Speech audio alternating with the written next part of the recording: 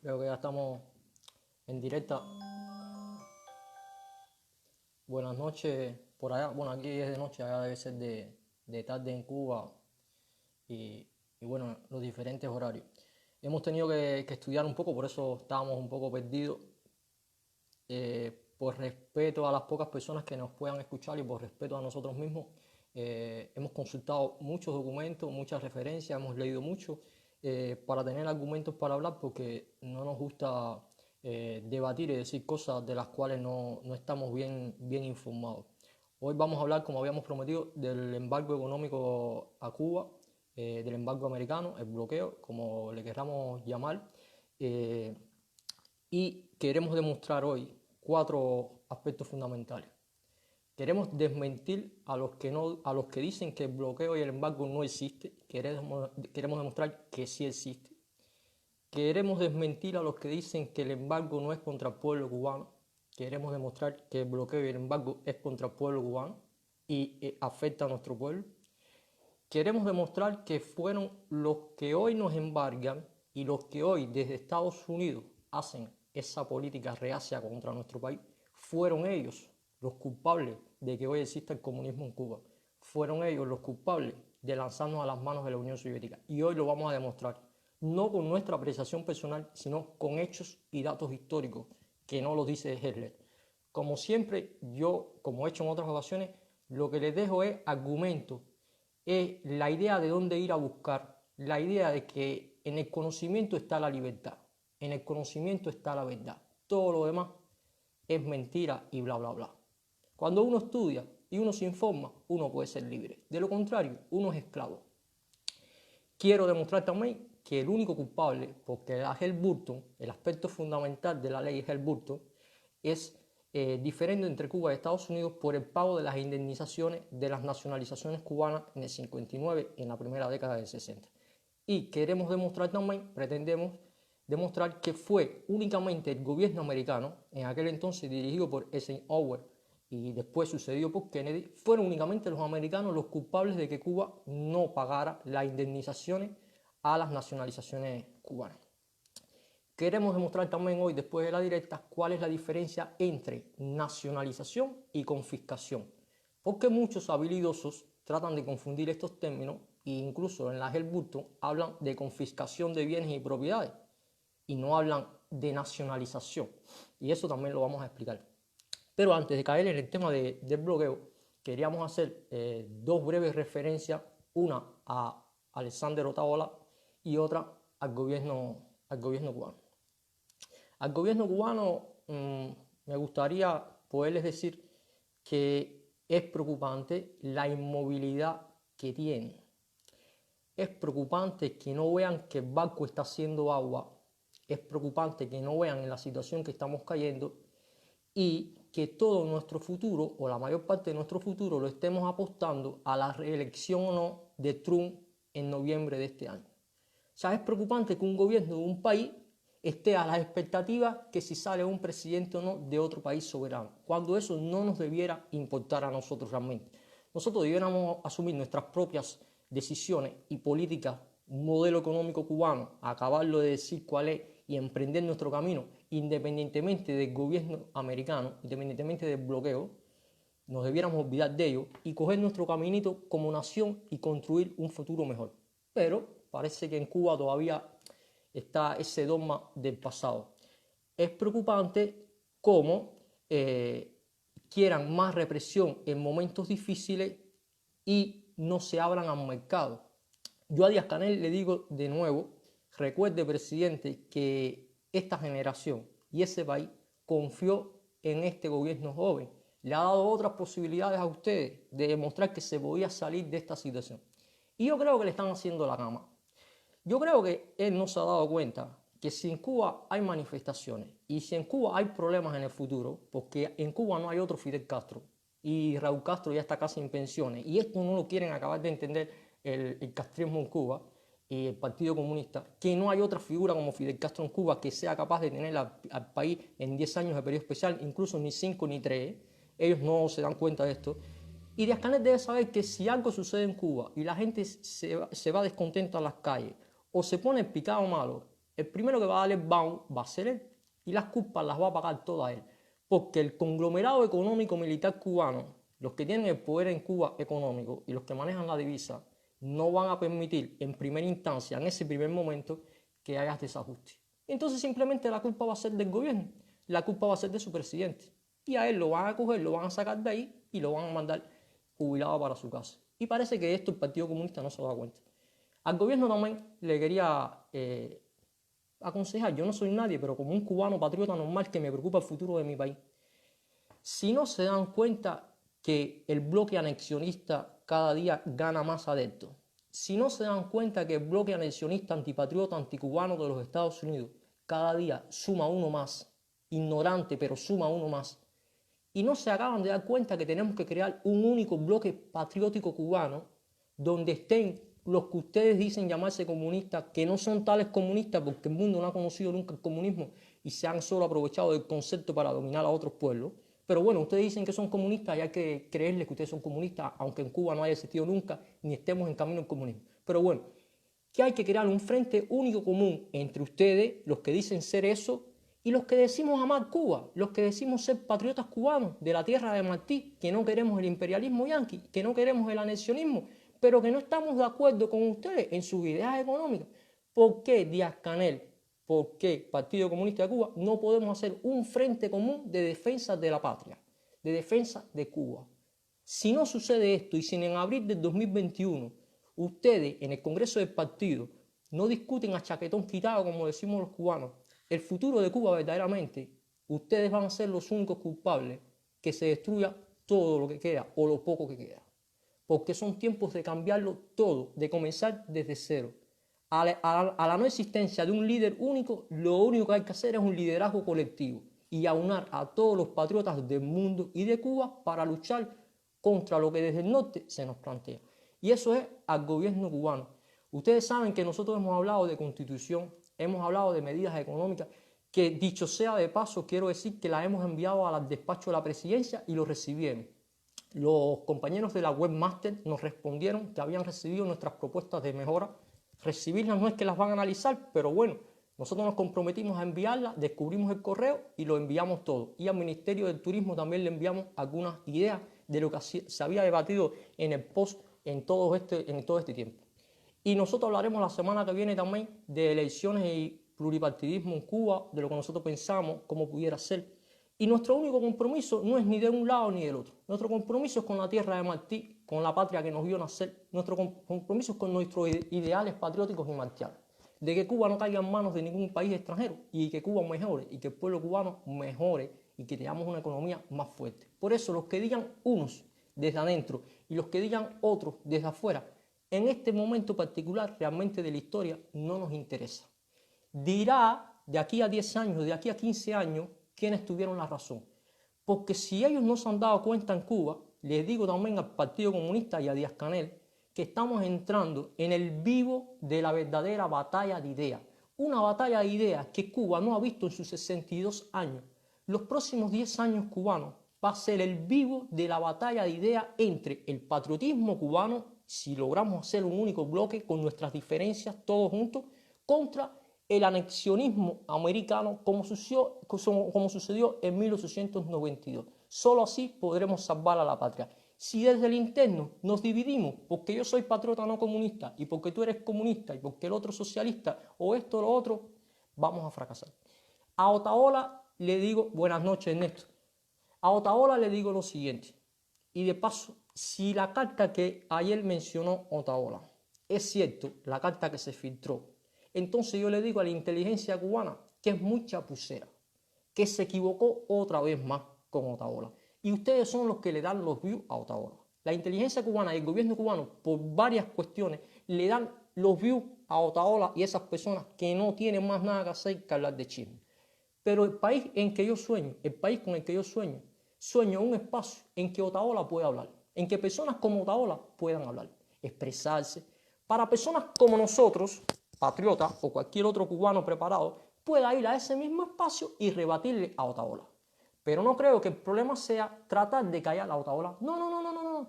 Déjenlo que hable todo lo que él quiera. Nosotros queremos confrontarlo. Así que pienso que la inteligencia se equivocó en esa carta. Podía haber pasado un cable a todas las funciones diplomáticas de Cuba. Caballero, mañana por la tarde habla Otaola y ya. Cada cual sabía lo que tenía que hacer. Ahora, la carta diciendo cómo intervenir, qué caritas poner y qué decir en el post me parece fuera de lugar. Y demuestra una vez más la forma actual de los compañeros de adentro de nuestro país. Y al final lo que le van a dar es más view a Otaola. Yo con Otaola prácticamente no creo que me pueda tomar ni un café. No creo verdaderamente. Porque pudiéramos hablar, él a veces dice cosas que son ciertas porque usa la crónica cubana y dice cosas que realmente pasan. De ahí a coincidir en eso, a todo lo demás que habla, creo que no coincidimos en prácticamente en nada. Pero tiene su derecho de expresión. Yo lo respeto porque tiene que tener su espacio de expresión. A él le digo una cosa, es una falta de respeto y violación de todos los derechos internacionales y jurisdiccionales políticos que hoy él vaya a hacer un programa con Luis Almagro, con Eliana Ross y con un administrador del USAID. ¿Por qué? Porque yo le digo a Otaola, le hago la pregunta como cubano patriota, ¿qué tiene que ver con la libertad de Cuba? Luis Almagro, Eliana Ross y un administrador del USAID, alguien que trabajó en la USAID. Nada tiene que ver. La libertad de Cuba es cuestión de los cubanos, no de ninguna injerencia extranjera, ni el secretario de la OEA, ni Roslettinen, ni ninguno de ningún otro país. Si Otaola quiere hablar de la libertad de Cuba, que hable con los cubanos y punto y basta. Pero bueno, él está en su derecho de hacerlo. También le digo a Otaola que bien que él mencione que no tiene miedo, pero como él ha utilizado la palabra miedo, fíjate, Otaola, yo te estoy defendiendo tu derecho a expresarte y tu espacio a que el gobierno cubano te deje expresarte. Está mal lo que hizo el gobierno cubano, no te tiene que atacar así y tú tienes que expresarte, porque yo quiero poder debatir contigo. Pero como mismo tú dijiste ayer que tú no tienes miedo, mira, con toda la humildad del mundo, Otaola, por mi parte y por la de 3 o 4 o 5 que están, que los conozco, también te podemos decir que nosotros tampoco les tenemos miedo a ustedes, Otaola, ni a ustedes, ni a todos los que desde allá están con esos vientos anexionistas de odio y de rencor a nuestro pueblo. Ustedes serán miles, 100.000, 300.000, podrán llegar a ser 1 millón, 2 millones, pero cuidado con el cálculo de correlación de fuerzas según la guerra de un ejército. Los cubanos no le tenemos miedo a ustedes tampoco, Otaola, que te quede claro, porque tú, para mí y para muchos cubanos, vas a ser siempre el Otaola que convocó a una marcha en la calle 8 de Miami con las banderas americanas y la foto de Trump. Tú siempre vas a ser el Otaola que, siendo un inmigrante, le tira a los inmigrantes que ahora tratan de entrar a los Estados Unidos. Tú siempre vas a ser el Otaola que dijo que los cubanos eran unos muertos de hambre, has llamado perros comunistas a los cubanos y te has desplayado diciendo a los cubanos todos los calificativos que tú has deseado en esta vida.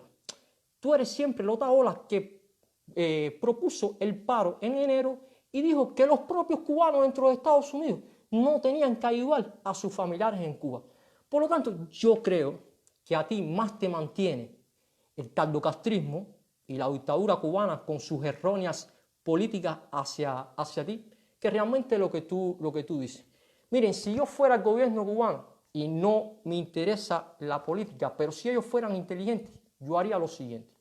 Con todas las garantías del mundo, escrito, como mismo han hecho con la FARC de Colombia y con otros casos, con una carta en Amnistía Internacional y ante la Comisión de Derechos Humanos, el gobierno cubano firmaría un invito a Otaola, Eliezer, Ultra, la familia Pérez y todo el que se quiera sumar. Y yo haría, los invito a Cuba a un evento de 3 días televisivo. Y les doy su espacio, el espacio que ellos quieren para hablar con el pueblo cubano. Esto lo haría de verdad, corazón, te lo digo, Otaola, esto lo haría.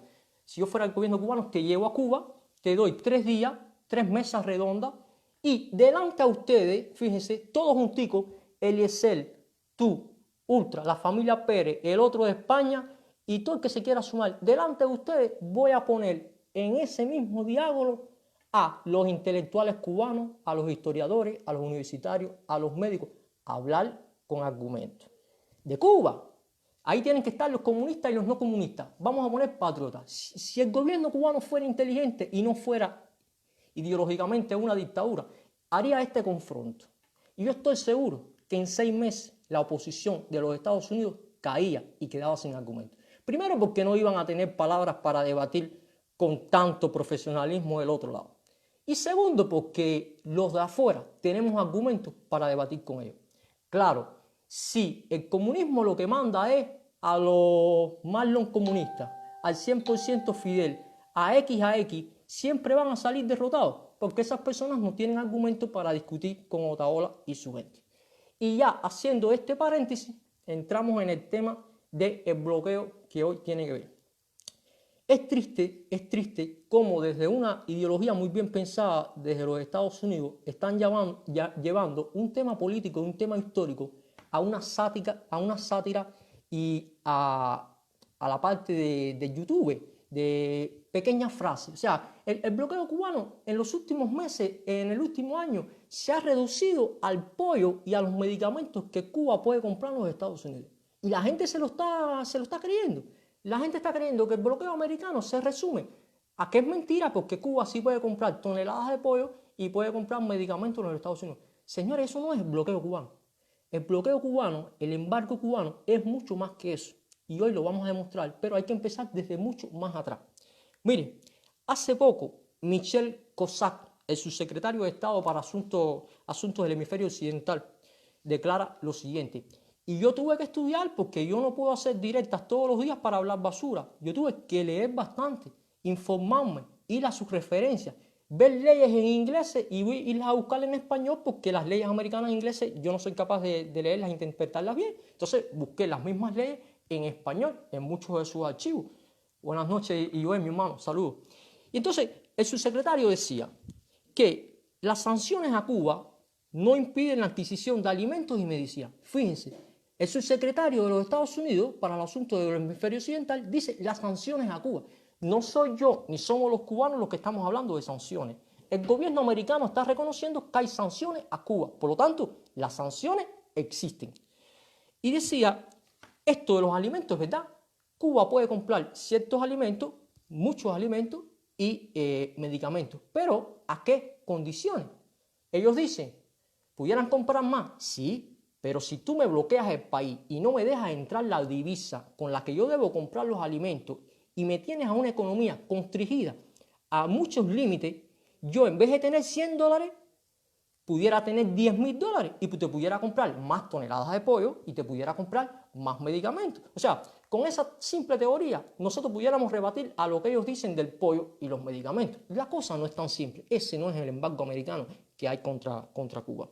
Y más les puedo decir que la venta directa de productos agrícolas a Cuba sale a una ley autorizada por la Ley de Reforma de Sanciones Comerciales y Fortalecimiento de las Exportaciones, que data del 2000. Y otras pequeñas reformas o enmiendas que se han hecho al bloqueo, no por iniciativa de los cubanos en el Congreso, en el Senado y en la Cámara de los Estados Unidos, no, por iniciativa de comerciantes americanos y senadores y demócratas americanos que han propuesto estas enmiendas. Por ejemplo, la ley agrícola del 2018, que hace que Cuba vaya mucho más adentro en los intercambios agrícolas con los Estados Unidos, propuesta por la demócrata senadora de Dakota del Norte, Heidi Heitkamp, y a la cual Marco Rubio se opuso. O sea, esta senadora demócrata por Dakota propone una enmienda al embargo cubano y luego Marco Rubio se opone a aquella enmienda. Lo que pasa es que la enmienda pasa y por esa enmienda que pasa, cuando la ultraderecha cubana estaba en contra, es que hoy Cuba puede hacer también algunos comercios con los Estados Unidos.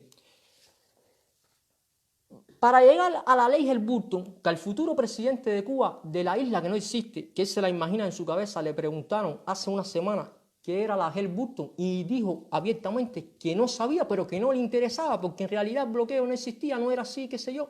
Bueno, la Helms-Burton es la ley que codifica desde el 12 de marzo de 1996 el embargo y el bloqueo a Cuba. Y la palabra codifica a todo el mundo se le escapa. Ni ellos mismos saben ¿Qué significa la palabra codifica?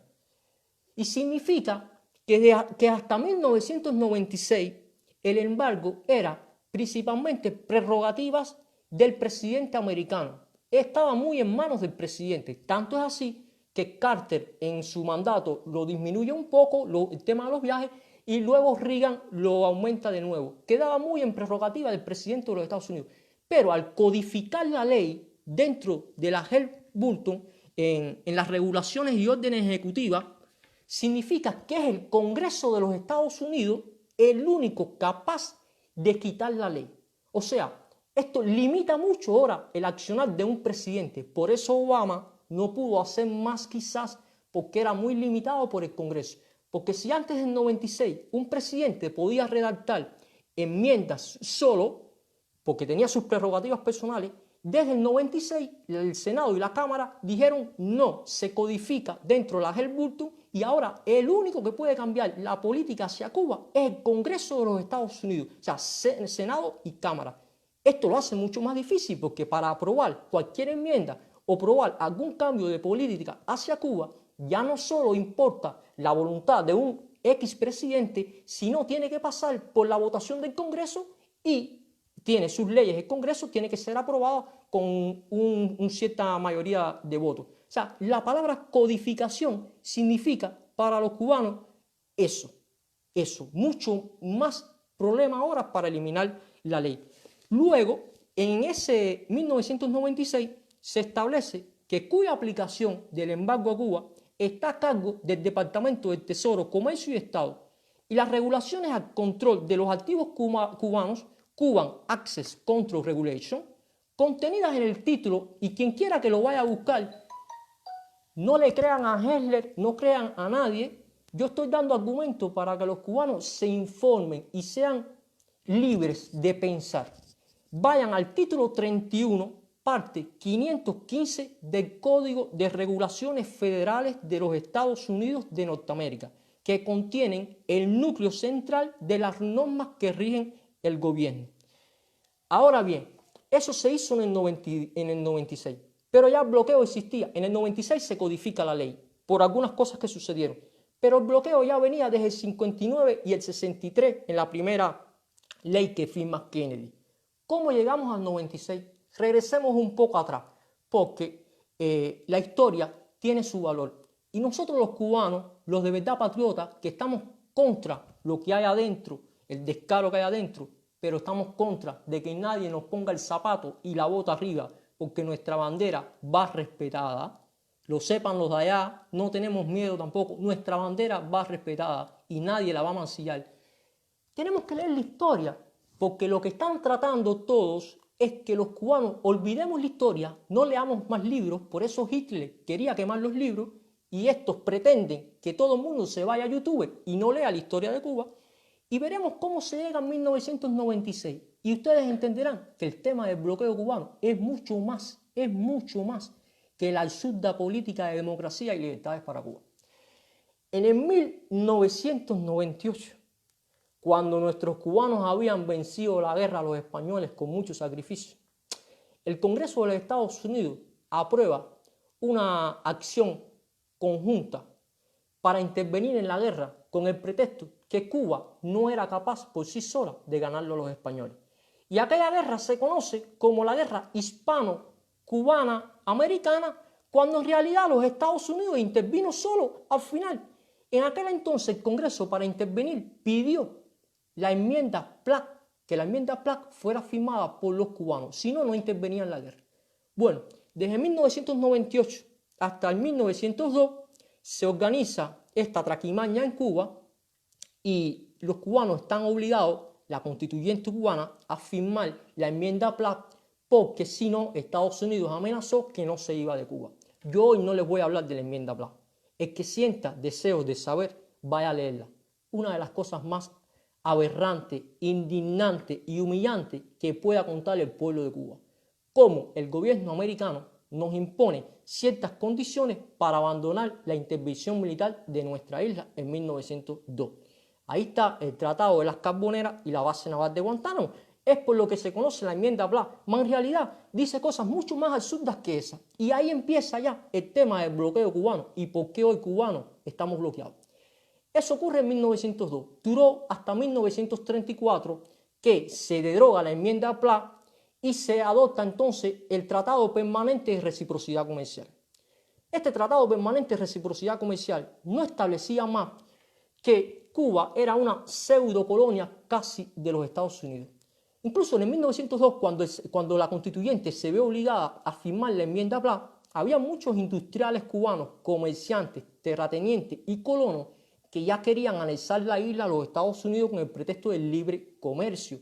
Ya esos mismos que en el 1902 y en el 30 y en el 40 querían anexar la isla a los Estados Unidos fueron los que en el 59 provocaron una cosita muy curiosa. Esos mismos terratenientes, azucareros, industriales, comerciantes cubanos al filo de la política de los Estados Unidos. Ahora, el tratado comercial, prácticamente Estados Unidos se aseguró que todo el comercio externo de Cuba fuera con ellos y desplazó de la competencia del comercio a todos los entes regionales.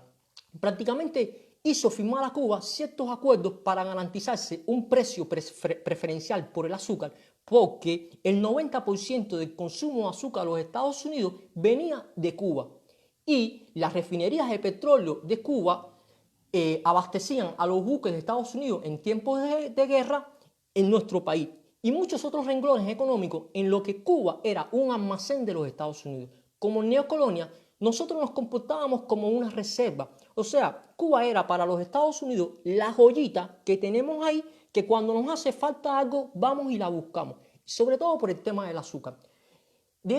Por eso se justifica la inversión de los americanos en Cuba. Ahora bien, pasan los años, se llega al 59, el triunfo revolucionario de la revolución de Fidel Castro, de Raúl Castro, que si no hubieran sido ellos, hubieran sido otros los que hubieran hecho la revolución.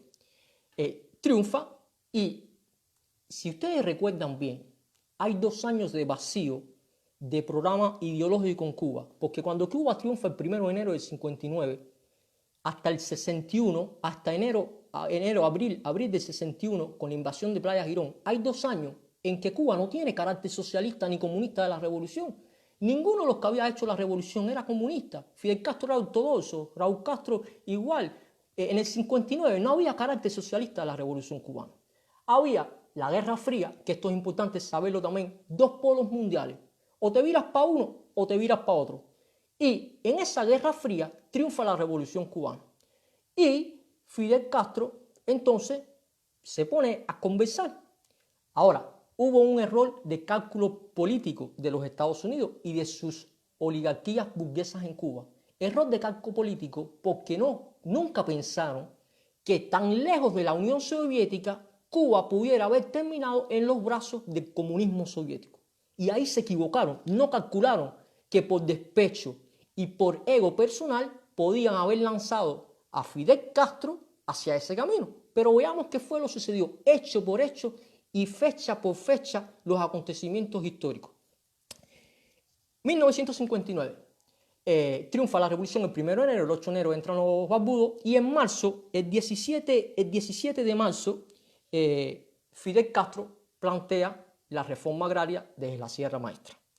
Y en esa reforma agraria se recoge que la indemnización de las nacionalizaciones iba a ser pagada con un bono cubano al 2% de rendimiento anual y se le iba a pagar a todas las personas que habían perdido la tierra.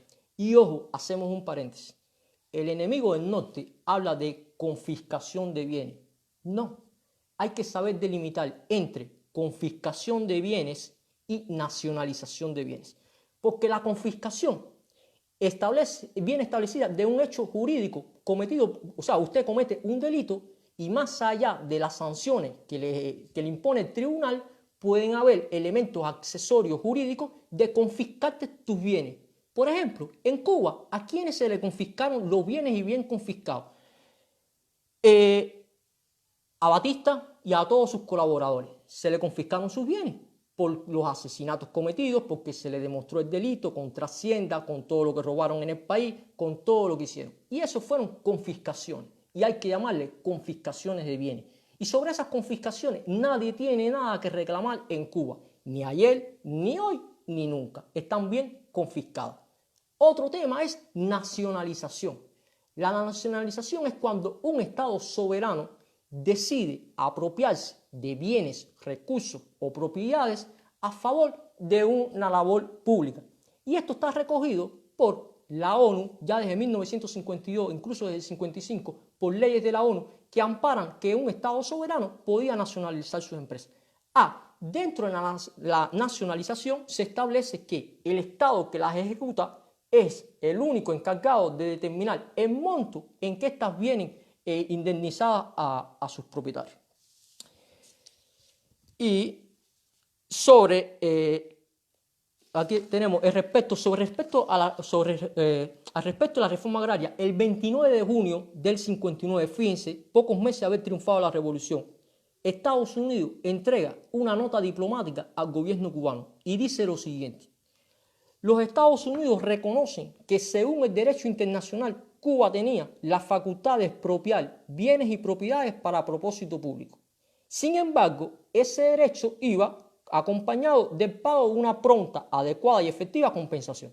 Ahora, Estados Unidos le reconoce a Cuba que sí puede nacionalizar los bienes, pero lo que le exige es una cosa que no está en la carta de declaración de la ONU con respecto a ese tema, y le exige una pronta, adecuada y compensación, cosa que era una injerencia, porque no es Estados Unidos a tener que exigir una pronta y adecuada indemnización. Era Cuba con el propietario que se ponía de acuerdo para indemnizar.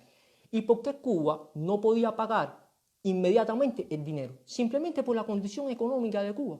Cuando la revolución triunfa en el 59, había una situación deplorable en Cuba, que a pesar de todas las riquezas extraterritoriales que habían en Cuba, el pueblo vivía muy mal, había mucha pobreza. Cuba no tenía dinero en las arcas del Estado porque se habían robado Batista y sus camarillas, se habían llevado prácticamente todo. La deuda externa cubana ascendía a 1.300 millones de dólares. Entonces, en ese momento, Cuba no se encuentra con el dinero necesario para poder encaminar el país hacia el futuro y pagarle las nacionalizaciones. Pero la ley lo que establece, y lo dice en respaldo a Cuba, la Asamblea de la ONU en el 52 reconoce ya los derechos nacionales para hacer las expropiaciones. En la resolución 626 del 21 de diciembre del 52, autodeterminación económica ratificado en la resolución 1803 del 62, y así sucesivamente muchas leyes que decían que era Cuba quien debía dictar la indemnización. Y Cuba dice: yo voy a indemnizar a esos colonos con el pago de fondos al 2% anual. Y hasta ahí las clases, todo bien con el tema de la reforma agraria. Los colonos tendrían su dinero. ¿Qué pasa? En la resolución, en la carta de Estados Unidos pretende una compensación inmediata. Cuba le dice que no y ahí se cortan las relaciones. Ahora, en febrero de 1960, el Ministerio de Relaciones Exteriores de Cuba envía, y esto todo existe, una propuesta a reanudar las negociaciones en una mesa de diálogo. Y le dice a los Estados Unidos: reanudamos las negociaciones solo si usted puede garantizar que el Congreso de los Estados Unidos no asuma ninguna medida unilateral que pueda afectar a la revolución cubana, al pueblo o a la economía cubana.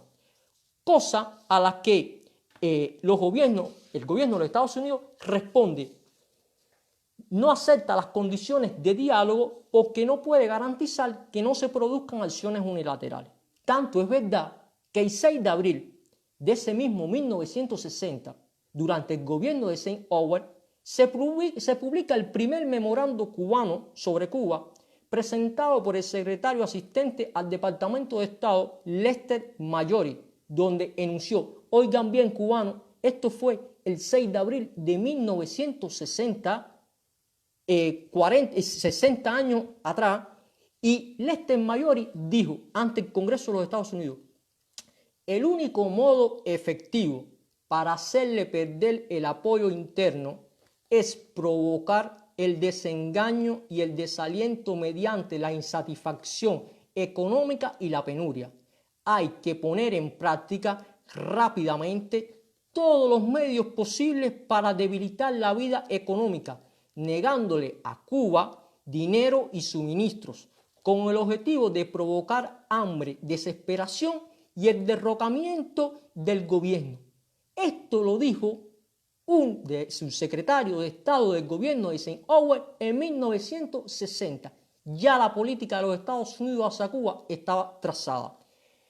A comienzos de ese junio de 1960, las empresas de Estados Unidos, petroleras de Estados Unidos, Exxon, Texaco y demás, informan al gobierno cubano que no enviarían más petróleo y prohibieron a sus refinerías de procesar otras fuentes desconociendo la ley de minerales y combustible vigente en Cuba desde mayo de 1938, que establecía la obligatoriedad de procesar el crudo que el Estado cubano pusiera en manos de estas refinerías norteamericanas. Primer error, las refinerías americanas se rehúsan a refinar y ¿qué hace Cuba? Va y llama a la Unión Soviética y le dice, ¿me das el petróleo? Sí, te doy el petróleo. Cuba le dice a las refinerías americanas, ¿me refinas el petróleo? Y ella responde, no te refino el petróleo. Ah, bien, empiezan los problemas. Ese mismo 24 de junio, fíjense que a inicios de junio los petroleros comunican esto y empiezan a crear situación en el país. El 24 de junio, Eisenhower le pide al Congreso, en medio de una carta, cortar la cuota de azúcar y la ejecuta el 6 de julio. Cortando la cuota de azúcar, prácticamente Eisenhower y el gobierno americano privan a Cuba del principal renglón económico de exportación, porque el 90% del consumo de azúcar americano provenía de Cuba y el azúcar era el primer renglón económico cubano. Luego, en el 59, el 73% de toda la balanza comercial cubana era con los Estados Unidos. Y entonces ellos como presión dijeron, lo vamos a tumbar y los vamos a obligar a que negocien con nosotros porque vamos a quitar la cuota de azúcar. Y viene la acción-reacción, donde siempre en el diferente Estados Unidos-Cuba siempre había una acción-reacción. No se nos puede culpar prácticamente de nada, porque la hostilidad siempre ha venido de un imperio que se ha creído que por grande y bélico puede imponernos a un país chiquito y pobre lo que le dé la gana.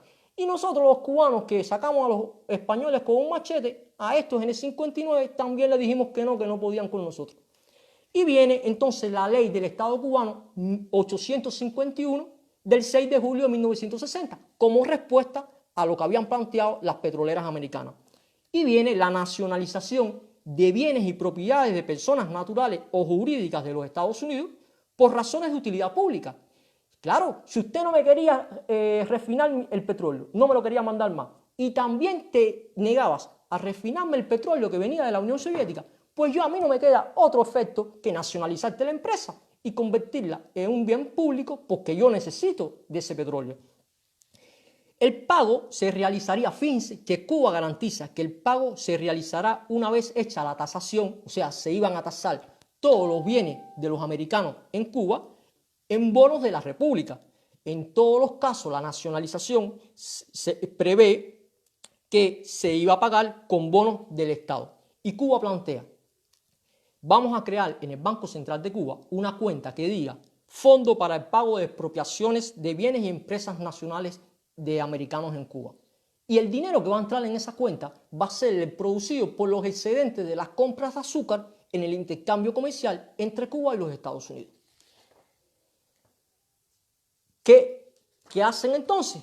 Cortan la cuota de azúcar, por lo tanto, Cuba no tiene ya el dinero con el cual indemnizar a los propietarios americanos de las empresas nacionalizadas y empieza otro gran problema. Porque se dice que incluso el tratado iba a ser a precios corrientes. En las décadas siguientes el precio del azúcar aumentó y se estima que Cuba podría haber pagado en los años 80 prácticamente toda la deuda con respecto a las nacionalizaciones americanas. El Estado cubano nunca se negó a entregar el dinero de las nacionalizaciones. Fue el gobierno americano quien impuso sus condiciones y eliminó la cuota azucarera. Eliminando la cuota azucarera, que era el renglón fundamental para pagar las indemnizaciones, segundo error político que hace Cuba, toda la azúcar que tenía que comerciar anualmente con los Estados Unidos, la comercia con la URSS, con la Unión Soviética. Ya nos habían vendido 2 veces a los soviéticos. Nos habían hecho ir a refinar el petróleo y a coger petróleo con ellos y nos habían hecho comerciar con ellos toda la producción de azúcar de los cubanos en especie en intercambio comercial. La burguesía cubana, viendo lo que estaba sucediendo, hubo meses de conflictos internos en Cuba porque cerraron las producciones, no compraban piezas de repuesto, se fueron muchos a los Estados Unidos, hubo un problema, un poco de caos. En ese caos impuesto por la burguesía cubana, por la misma que en 1902 quiso firmar la enmienda Pla y que quería la anexión de la isla a los Estados Unidos, la misma que en ese momento se encontraba, no quería diálogo, ellos querían imponer sus condiciones. Y entonces provocaron el caos social. El pueblo, junto con los barbudos, porque esto hay que decirlo, lo que ocurre ahora y la degeneración de la revolución cubana es otra cosa de las cuales podemos hablar mucho y el descaro que hay hoy en Cuba. Pero en aquel momento el pueblo se lanzó a las calles a nacionalizar aquellas empresas que estaban provocando el paro nacional y estaban provocando problemas con los trabajadores nacionales. Y entonces vienen tres leyes, una detrás de la otra del Estado cubano. La resolución número 1 del 6 de agosto del 60 implicó a 26 empresas americanas, las nacionalizó. La número 2, el del 17 de septiembre del 60, decreta la nacionalización de 3 bancos. Y la número 3, del 24 de octubre, la nacionalización de las propiedades restantes. Y aquí hay otro detalle. Cuando ellos hablan de la Halliburton, dentro de la Halliburton hablan de las empresas de nacionales americanos en Cuba y de las empresas de los cubanos cuando estaban en Cuba, que eran cubanos. Y la ley, el derecho internacional y jurídico del comercio no reconoce eso. Los americanos que estaban en Cuba, sí. Pero si cuando sucedieron las nacionalizaciones, usted era cubano y estaba en Cuba, a usted le corresponde como cubano negociar con su país y su gobierno, aunque posteriormente usted se haya convertido en ciudadano americano. O sea, todas esas personas que eran cubanas cuando las nacionalizaciones se fueron para los Estados Unidos, se hicieron americanos y hoy están reclamando a Cuba bajo la ley Halliburton, no tienen jurisdicción. No tienen jurisdicción en ninguna ley del comercio ni del derecho internacional, porque a ellos, como cubanos en aquel momento, le corresponde negociar con su gobierno cubano, no desde otro gobierno. Y esto lo dice la ley, no lo digo yo. Ahora, esto sucede en el 60 y ya estamos terminando el año de 60. Se crea una comisión de reclamo en los Estados Unidos, Comisión de Reclamaciones Internacionales, que dura desde el 67 al 72 para estudiar el caso Cuba. Y ellos estudian en un monto de 1.850 millones de dólares, de 8.000 reclamos más o menos que los dejaron en 5.900.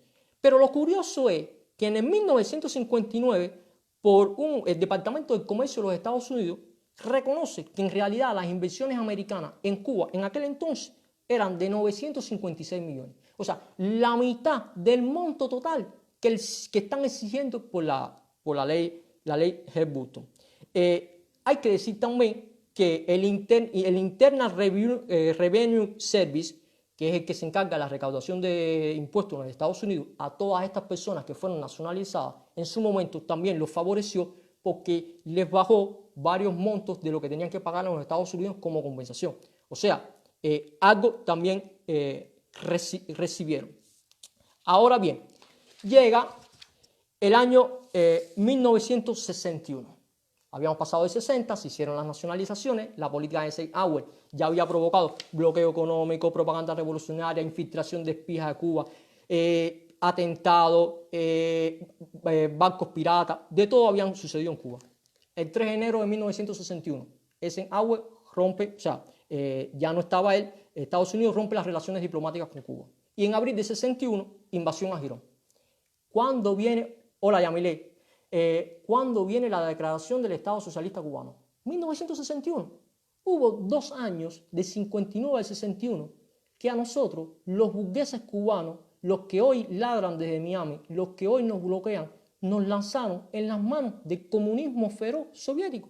Y es claro, en una guerra fría, donde el mundo estaba dividido en 2 bloques, los capitalistas con Estados Unidos y los socialistas con la URSS, si usted no está de un bando, está con el otro. No, un país pequeño, chiquito como Cuba, bajo las amenazas de un imperio como Estados Unidos, no se podía quedar en tierra de nadie.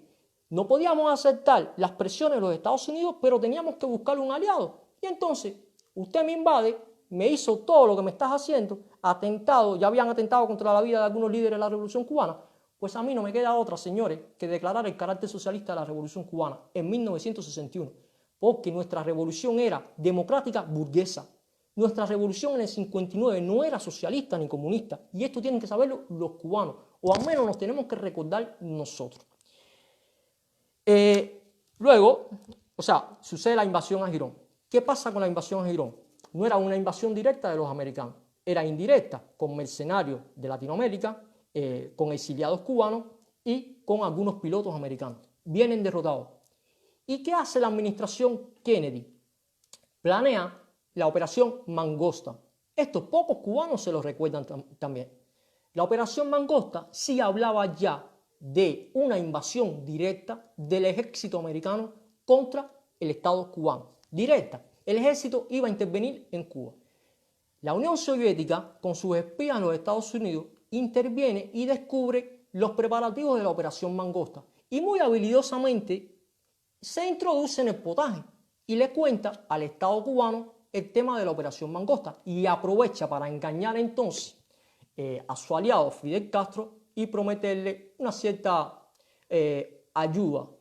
Entonces, Cuba, con el miedo de ser invadida por los Estados Unidos, le pide a la URSS protección, pero protección legal, que lo esclareciera que en caso de invasión americana, la URSS iba a intervenir. Yo debo decir que Fidel Castro se dejó engañar por Nikita Khrushchev. En ese momento, ellos querían entrar los misiles balísticos R-12 y R-14 a Cuba como respuesta estratégica y global a los misiles Júpiter de medio y pequeño alcance que tenían los Estados Unidos en la RFA y en Turquía, que colindaba con la URSS.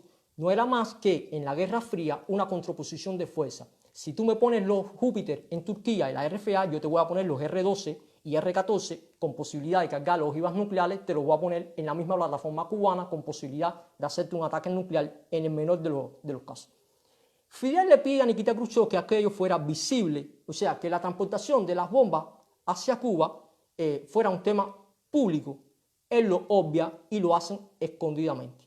Los Estados Unidos, con su equipo de espionaje, descubren también con un avión espía U-2 que sobrevuela la isla, sobre todo en la parte oriental, descubre que las bombas nucleares, los cohetes estaban siendo introducidos en Cuba y posicionándose. Y estalla la crisis que todos conocemos como la crisis de octubre. Un momento en que por segunda vez en la historia Estados Unidos alcanza el nivel máximo de defensa y el mundo estuvo a punto de estallar una guerra nuclear.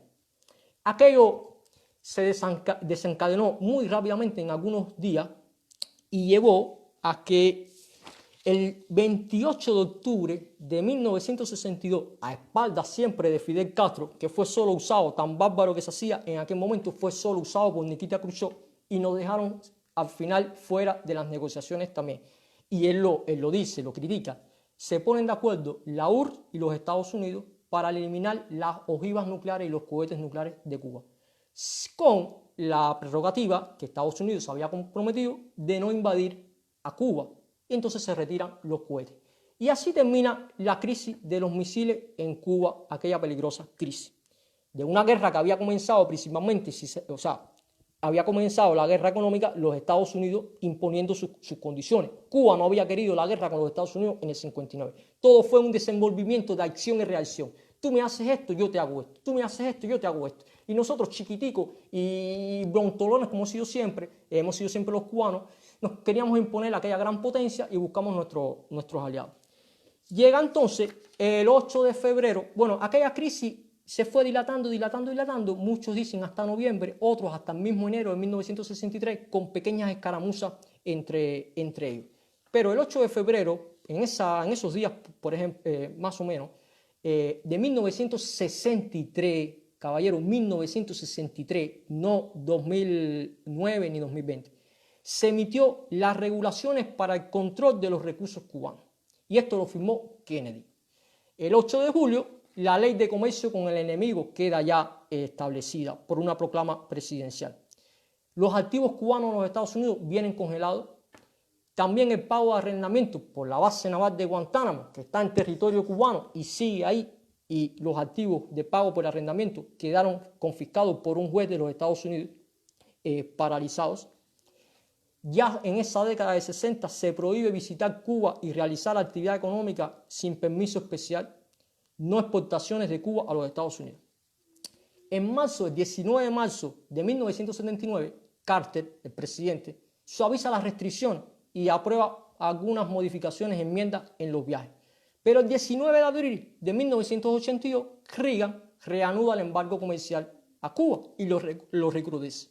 En 1992 viene la ley Torricelli, que no era más que algunas medidas para el transporte, disminuir el transporte a Cuba, marítimo y aéreo, y prohibía el comercio de subsidiarias de empresas americanas en terceros países. Y llega el año 1994. O sea, pasamos, desde el 59 hubo ya medidas económicas contra Cuba, el paro y todo lo demás, pasamos diferentes años y llegamos a 1994. Primera vez en 4 décadas, en 40 años, en que la Cámara y el Senado vienen ocupadas por los republicanos. Aun cuando William Clinton resultó presidente de los Estados Unidos, es la primera vez en 40 años que los republicanos ganan las dos cámaras del Congreso. Y entonces se recrudecieron aún más las medidas contra Cuba. De hecho, en ese 1994, aquí lo tenemos, disculpen porque es que tengo tantas cosas que tuve que estudiar. Bueno, dice, en el 94 sucede eso, pero el 9 de febrero del 95, Helms, que era un republicano, y Barton, que era un demócrata, hacen la ley de bloqueo a los cubanos. Por eso se llama Helms-Barton. Y hubo un año de contrataciones en las dos cámaras, que lo que hicieron no fue suavizarlas, sino recrudecerlas. Pero los cubanos nos equivocamos el 24 de febrero de 1996 y tumbamos las avionetas de cubanos a rescate. Que nos equivocamos, yo lo digo, por la respuesta que no era proporcional. O sea, unas avionetas casi de juguete, nosotros le disparamos con cohetes para tumbar aviones de guerra. Según yo, no hubo proporción. Pero recordemos también que el 24 de febrero es una fecha conmemorativa para el pueblo de Cuba y no tanto para la revolución, sino el 24 de febrero, todos sabemos lo que significa, y ellos estaban lanzando proclamas en nuestro país, proclamas contrarrevolucionarias. O sea, nos asistía al derecho, cuanto menos, de mandarlos a su casa. Pero nos equivocamos quizás en la respuesta demasiado fuerte. Entonces, el derribo de las avionetas hace que en ese momento el Congreso se ponga en 3 y 2 y obligue a Clinton a firmar aquella ley y la convierta ya verdaderamente en ley, en 1996. Y es ahí donde se crea la ley Helms-Barton, que fue aprobada el 5 de marzo por el Congreso y el informe al Comité de Conferencia. Y es donde se codifica. Ese día es cuando se codifica la ley, cuando decíamos que es el único a poderla quitar es el Congreso de los Estados Unidos. Ahora, ¿qué sucede con esta Helms-Barton? A un fulano le preguntaron qué era al futuro presidente de Cuba y él no supo responder. Mire, yo no estoy hablando porque me estoy inventando nada. Yo estoy hablando porque fui a los archivos de los Estados Unidos, cojo una ley americana, busco su traducción en español o su artículo en español y me la leo. Y veo todas las barbaridades que contra Cuba escribe esa ley. No se las voy a leer todas. Le voy a decir solo las cosas más importantes. Sobre las importaciones, esto es para Otaola, Eliezer, Luis Almagro, Iliana Ross, el otro Urusay, Lustra, Familia Pérez. Esto es para que ustedes no digan más que no existe el embargo. Ustedes digan todo lo que quieran de lo que sucede adentro. Pero como el pueblo cubano está entre 3 y 2, no digan más que el embargo no existe porque son unos mentirosos. Si no saben lo que dice la ley Helms-Barton, acéptenlo. Somos ignorantes, no sabemos lo que dice el bloqueo. Pero no digan más que no existe porque hacen el papel de payasos. Porque importaciones, Estados Unidos prohíbe todas las importaciones desde Cuba hacia Estados Unidos. Exportaciones, Estados Unidos prohíbe todas las exportaciones hacia Cuba desde los Estados Unidos. Datos técnicos, prohibición completa de transferir datos técnicos, tecnología, know-how a Cuba. Servicio. Estados Unidos prohíbe a las personas de los Estados Unidos brindar servicio a Cuba o a un nacional cubano. Aviones. Estados Unidos prohíbe a cualquier avión partir de territorio bajo jurisdicción de los Estados Unidos hacia Cuba. Navíos. Estados Unidos prohíbe a cualquier barco cubano entrar a sus puertos y de forma similar cierra sus puertos a cualquier nave de los Estados Unidos que pise barco cubano.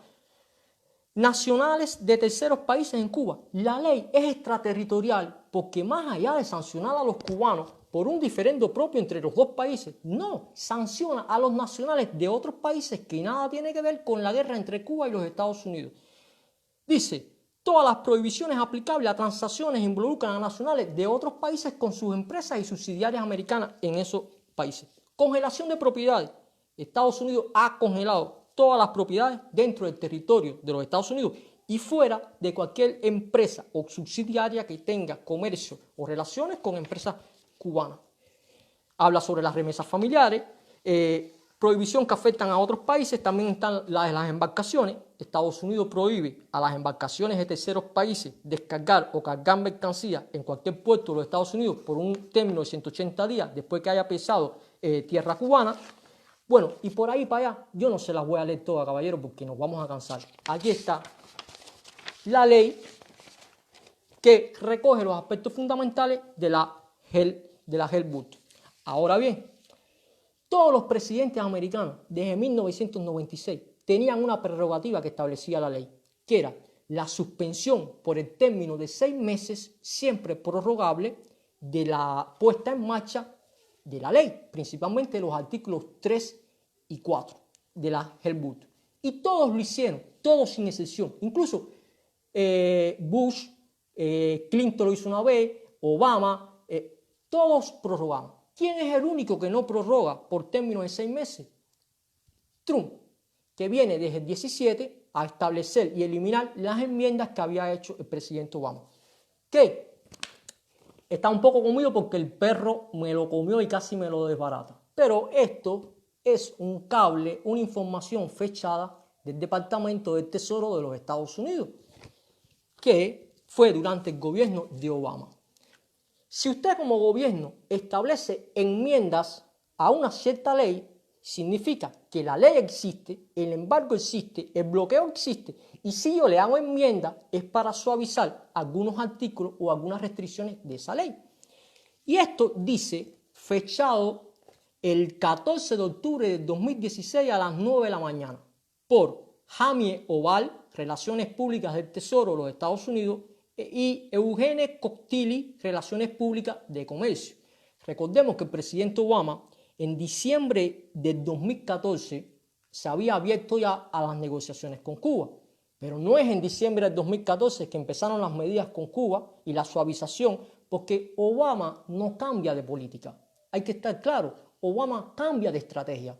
Obama, siendo un presidente, a mi juicio, mucho más inteligente que todos los demás que han tenido los Estados Unidos, se da cuenta que el embargo y el bloqueo por 60 años, como lo reconocen en La Habana, no iba a llevar a ninguna consecuencias exitosas ni para un bando ni para el otro. Y que el mayor perjudicado de todo esto era el pueblo cubano. Obama lo reconoce sinceramente y eso hay que reconocérselo al presidente Obama. Él estimaba al pueblo de Cuba y cambia la estrategia. Él quizás pensó que el comunismo cubano se puede derrocar igualmente, pero no lo vamos a hacer con un embargo brutal, sino lo vamos a hacer de otra manera más socavada. Y aprueba una serie de enmiendas a las leyes que, si bien las dice en diciembre de 2014, no es hasta el 2016, el 17 de octubre del 2016 que se ponen en práctica. Por lo tanto, si Obama deja el poder en enero del 2017, el 20 de enero del 2017, desde el 17 de octubre del 2016 hasta enero hay octubre, noviembre, diciembre, enero. 4 meses solamente desde que se firma la ley y las enmiendas para hacer más floja la restricción. O sea, prácticamente a los que dicen, sí, pero Obama cambió, pero Cuba no cambió. No, ¿en qué vamos a cambiar? Si hubo 4 meses.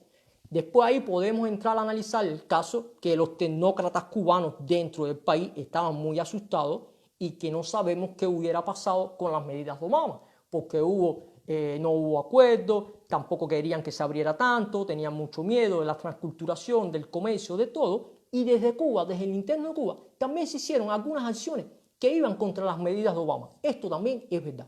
Pero eso es una cosa. De que las medidas no hubo tiempo para meterlas en práctica y ver de lo que sucedía, es otra. Porque esto dice Washington, hoy la Oficina de Control de Activos Extranjeros y el Departamento del Tesoro y la Oficina de Industria y Seguridad del Departamento del Comercio anunciaron nuevas enmiendas de reglamento al control de activos cubanos. Y aquí, gracias a Obama, se establece cuáles eran todas las enmiendas que iban a favorecer el comercio entre Cuba y Estados Unidos. Y les menciono algunas simplemente. Investigación médica conjunta. La OFAC otorgó una nueva autorización que permitirá a las personas sujetas a la jurisdicción de los Estados Unidos a participar en proyectos conjuntos de investigación médica con ciudadanos cubanos. Esta autorización incluye tanto la investigación comercial como la no comercial. Productos farmacéuticos cubanos. Se autoriza, la OFAC otorgó nueva autorización para que los productos farmacéuticos cubanos fueran vendidos en los Estados Unidos y eran rublos de exportación cubanos. Cuentas bancarias. Las personas sujetas a jurisdicción de los Estados Unidos que participan en las actividades relacionadas con la salud antes mencionadas también están autorizadas a crear cuentas en Cuba y financiarlas y demás. Habla sobre los servicios relacionados con las infraestructuras en Cuba. OFAC añadió una nueva autorización que permitirá a las personas sujetas a la jurisdicción de los Estados Unidos a ofrecer servicios. Y se sigue a dar una serie de enmiendas que en práctica prácticamente suavizaban el embargo, el bloqueo de Estados Unidos a Cuba y favorecían el fin de aquel diverbio entre Estados Unidos y Cuba y parecía que era la luz de todos los cubanos, porque en aquel periodo recuerden que todos estuvimos muy contentos de que finalmente nuestros dos pueblos se hablaran, dialogaran y comenzara un periodo para bajar las tensiones, y aquello enorgulleció a todo el mundo, de una parte y de la otra. De verdad tenemos que reconocer que hubo mucha esperanza. No sé si ustedes recuerdan que pocos meses de Obama haber dictado las medidas, empezaron a arribar a Cuba artistas famosos, cantantes, cineastas, millonarios, incluso la Four Point de hoteles ya había cogido 2 hoteles en La Habana para administrarlo. O sea, aquello fue una revolución tal. Vinieron los aviones de línea, los vuelos se liberalizaron. Recordemos que aquello fue verdaderamente una revolución dentro de nuestras discrepancias entre los dos países. ¿Qué sucede cuando llega Trump? Bueno, pues que desde dentro de los Estados Unidos, alguien también con mucho miedo, o muchos con muchos miedos, se dieron cuenta que aquellas medidas, aquellas enmiendas podían ser un peligro porque iban a favorecer a que Cuba fuera inyectada directamente de tantos dólares, de tanto comercio, de tanto turismo, de tanta ayuda. Y el miedo verdaderamente de los cubanos americanos, de la parte ultraderecha, que no son todos los cubanos americanos que hay en los Estados Unidos, el miedo que los cubanos tenemos que saber que ellos tienen es que Cuba se desarrolle sola, que los cubanos puedan crecer sin su ayuda, porque entonces no tendríamos que garantizarle nada a ellos. A los que dicen, y ya esto va muy dirigido a ese personaje que dice defender la pequeña propiedad privada cubana, a ese personaje tan ilustre que no sabe dónde murió Conrado Benítez y tampoco sabía lo que decía la Jeb Busto.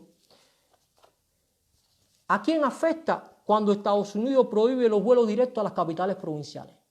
O sea, el hecho que los vuelos se encarezcan, el hecho que los cubanos ahora pasen más trabajo desde Estados Unidos para venir a ver a sus familiares, ¿a quién afecta? ¿Al gobierno cubano o a los cubanos de Estados Unidos y de Cuba? La reducción de los vuelos de líneas a La Habana, ¿a quién afecta?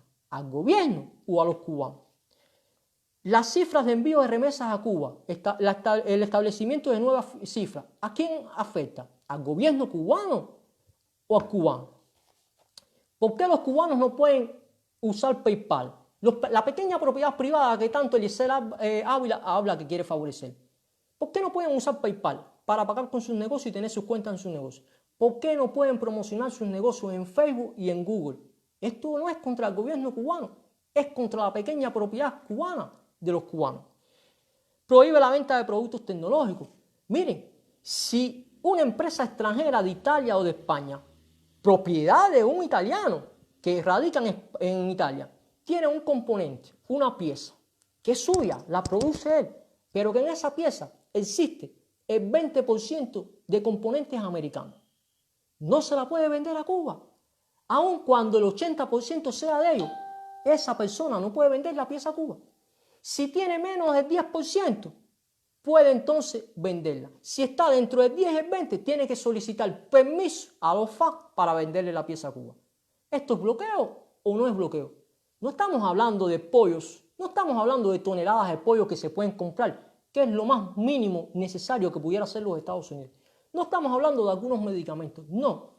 Estamos hablando de un embargo total económico que prohíbe al pueblo de Cuba y a su gobierno, estemos de acuerdo o no con las medidas que ellos hacen y con lo que se hace dentro del país, que prohíbe al pueblo de Cuba desarrollarse autónomamente.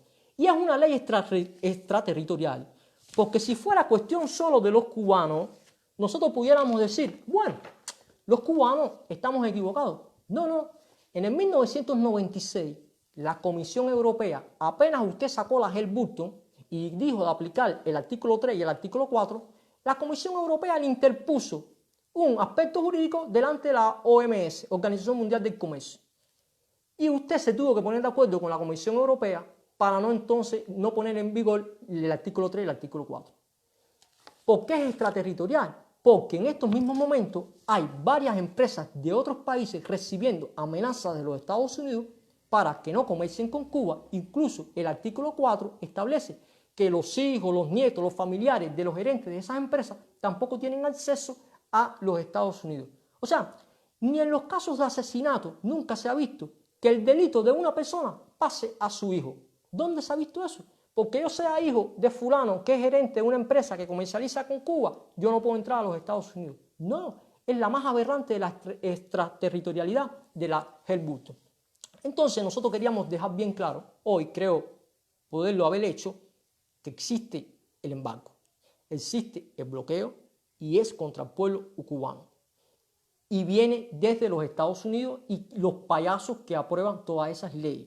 Y por concepto de dinero se estima que en precios corrientes, que significa se toman los precios cuando el ejercicio contable se estableció en cada uno de los años, Cuba considera haber perdido unos 138.000 millones de dólares en precios corrientes.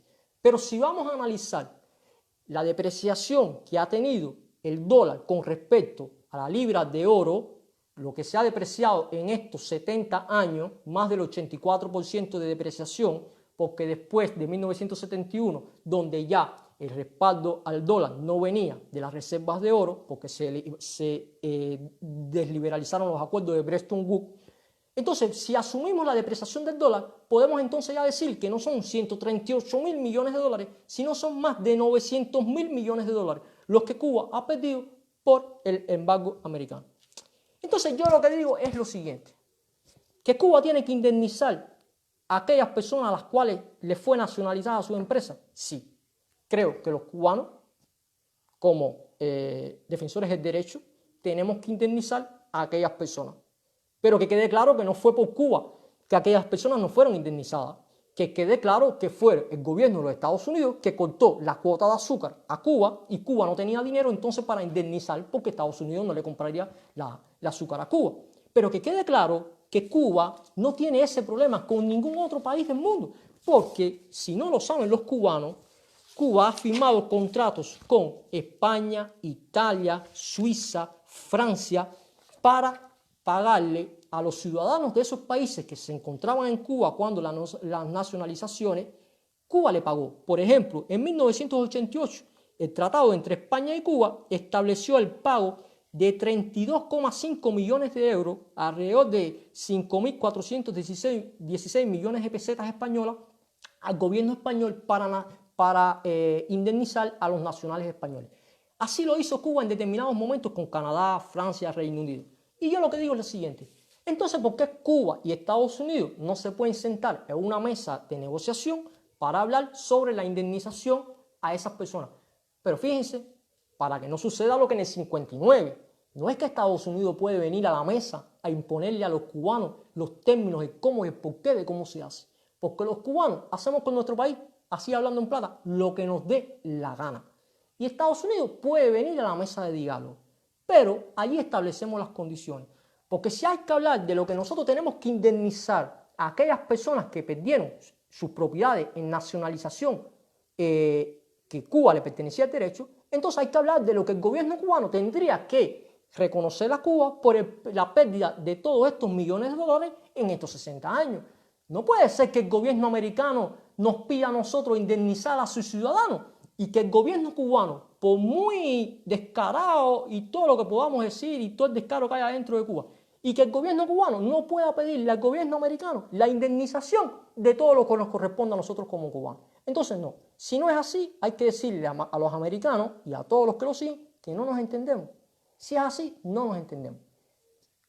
Con la independencia por delante, la autodeterminación y la soberanía, cualquier mesa de discusión yo creo que se puede entablar.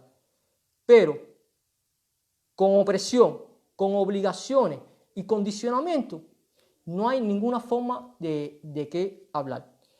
Creo que por hoy, creo haber abordado lo principal y lo que quería demostrar del embargo. La semana que viene estaremos hablando de elecciones, partidos políticos, pluripartidismo en Cuba. Y bueno, ya nos veremos en la última directa que nos falta. Les doy un abrazo, gracias por la atención y creo que esto puede ayudar a los cubanos a razonar un poco, porque de verdad yo tengo mucho miedo, yo se los tengo que reconocer. Veo que el lenguaje político en los Estados Unidos se está llevando a la sátira, al relajo, y que Cuba no hace nada para contrarrestar esto. Yo creo que tenemos que abrir un frente único y volver a la historia. Aquí no se puede perder el hilo de la historia. Si los cubanos perdemos la historia, vamos a perder la independencia, vamos a perder todo y nos van a neocolonizar otra vez.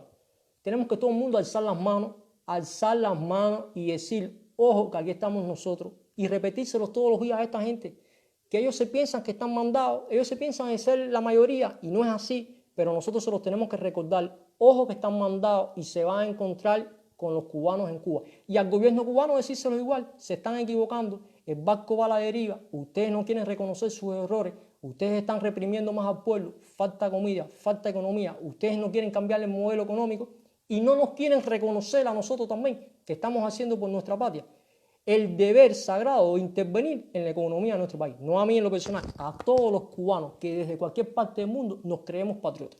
El gobierno cubano, el Partido Comunista, tiene que entender que hubo un tiempo que se acabó. Hubo un tiempo que ya no existe. Ya no existe Fidel Castro ni existe Raúl Castro. O hacen los cambios con nosotros o van a perecer en la contienda. Un abrazo.